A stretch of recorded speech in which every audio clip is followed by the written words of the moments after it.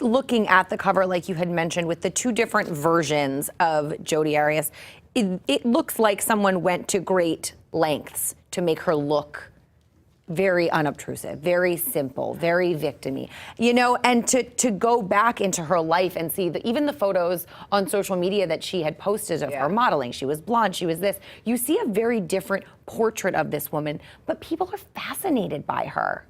Yes, and we have photographs of the defense attorneys for Jodi Arias bringing dry cleaning to the cell. In other words, they were dressing her up a la Casey Anthony. It's very similar. Casey actually was wearing the same pastel colors and the little collars. And then remember, after she was acquitted, she flipped her hair out and she walked in like she was going to a rock concert. So this is what happens now in criminal trials. People put on a false front and they try to convince the jury. And that's really why I wrote the book. I was there in Arizona. I was listening to her lie on the witness stand, castigating this man who died a horribly violent death at her hands. And then I'd go outside and talk to Travis, the victim's friends, and they would tell me completely different stories.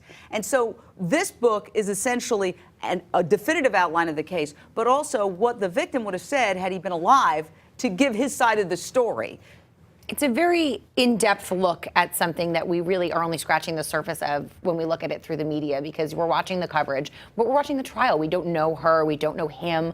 Who did you talk to, and what did you find out in the process of researching for this book? For example, she got on the witness stand and tried to present this portrait of, I'm a very normal woman, and I was very normal until I met Travis, this deviant. What I found out is that she had stalked another boyfriend many years earlier in pretty much exactly the same way that she terrorized Travis Alexander.